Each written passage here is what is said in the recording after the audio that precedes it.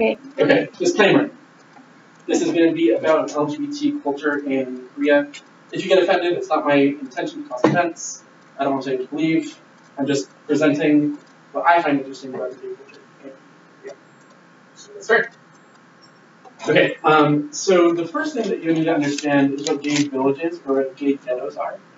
They started in the 1970s, primarily in San Francisco. I know that everyone in the United States thinks of San Francisco as like the gay city, or the city that has the most LGBT people.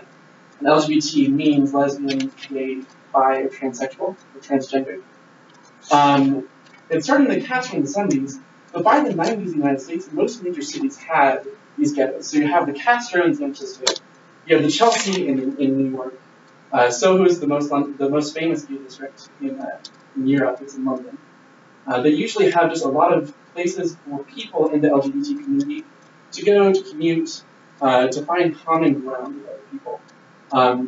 They usually also have a lot of residents that are LGBT, because if you're going to be hanging around with a lot of people within your community, you're generally going to be in the same area.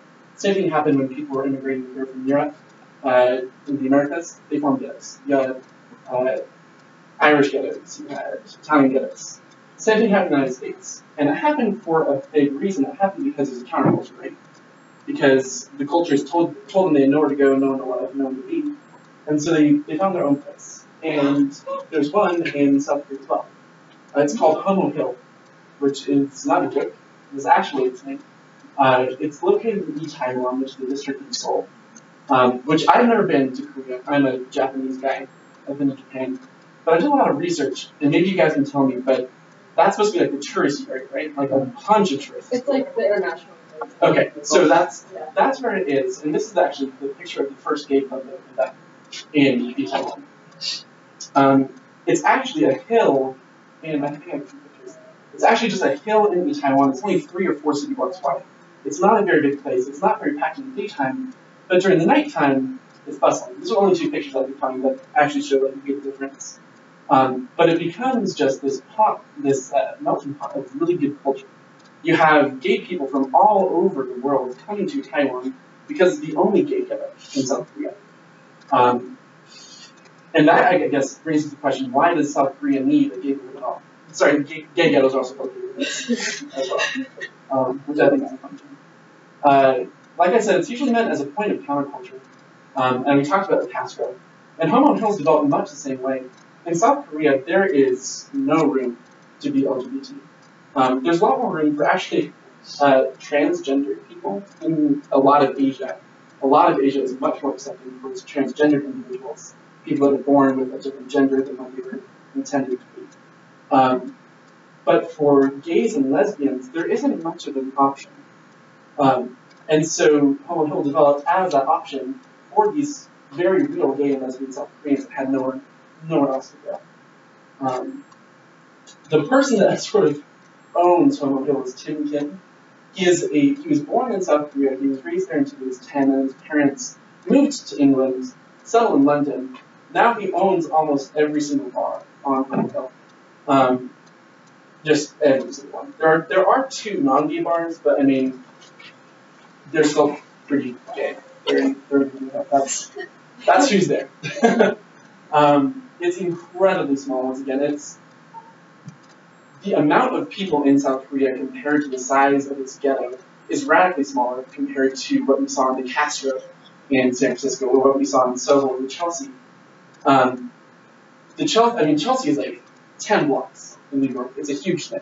The Castro in San Francisco, it's sprawls. It's a street that goes all the way through San Francisco. It's a big area.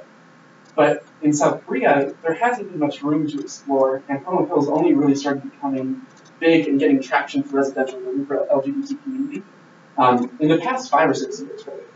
And so we're seeing South Korea in our version of the gay LGBT culture in the United States happening now, as compared to what happened to the United States in the 1960s and 70s. Travel reviews also love Homo Hill. They said it was lively.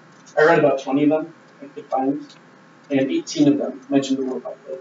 I'm not sure if it's the same guy writing all articles, just posting different sites, like the word, but I don't know. I thought it was a good, interesting part about this place in Seoul. And my paper wasn't entirely on homophily, it was more of a broad subject about Korean opinion on homosexuality. I found this interesting survey that shows that in 2007 to 2010, there was a huge increase in public opinion in polls. Just absolutely gigantic. It doubled in percentage in just 3 years, which is pretty huge. No other country that has a lot of same-sex rights has increased in percentages that drastically before. So it shows a lot of hope for Korea. Even though it is a Christian and conservative nation, it shows that they are rapidly becoming much more open and accepting to the idea. And I guess the most popular idea before this, before 2000, there wasn't much opinion that homosexuality existed within Koreans. They thought it was a cultural importation from the West, that there was no natural homosexuality within South Koreans. And it's coming to light that there was actually a lot of history that was hidden within Koreans, kings and queens of homosexuality within Korea, which mirrors what we've seen in China, what we see in Japan, what happens in Vietnam and Thailand. Because Asia, historically, is a very, very same-sex oriented region of the world, much more so than Latin America or Europe. So I thought that was interesting.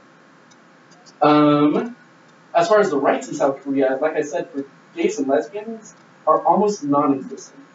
There are just outright oppressive laws, especially when it comes to military rule in South Korea. Because, and I don't know, the reason that I put this in is because of South Korea's 2-year mandatory military service. Even though the same-sex sexual activity is legal, it's considered with rape within the military.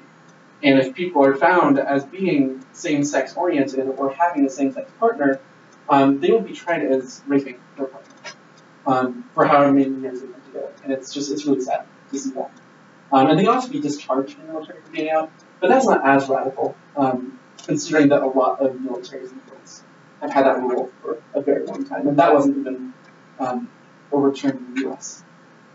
Until just 4 years ago. So, there are no protected rights, actually, that I found, which is sort of really sad. And it's not unique to South Korea. It happens in Japan, and Taiwan, there's 2.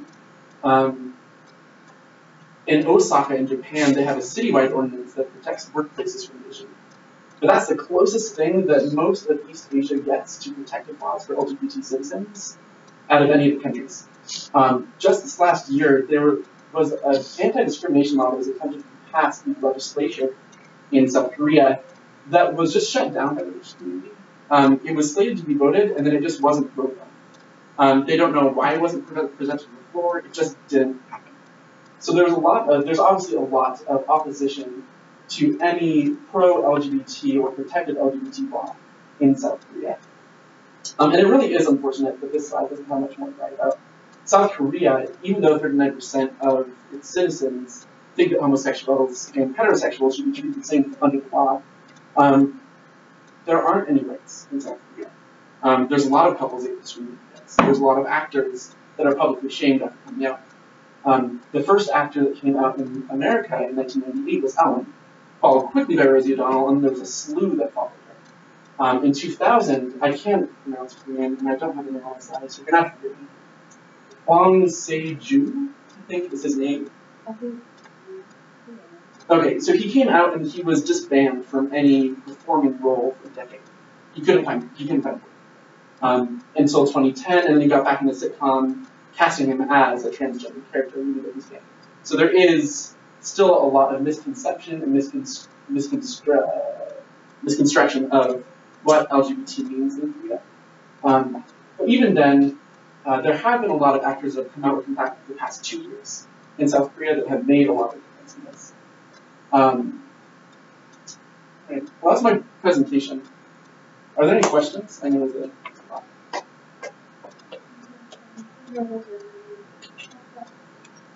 Any questions? Are there any other areas in Seoul and other major cities?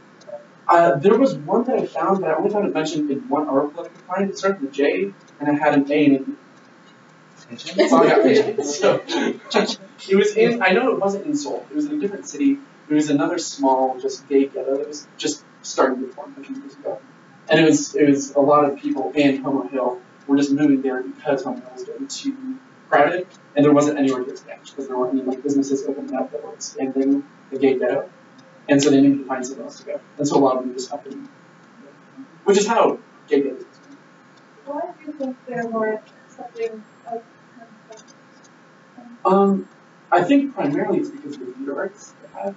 Almost every Asian theater has either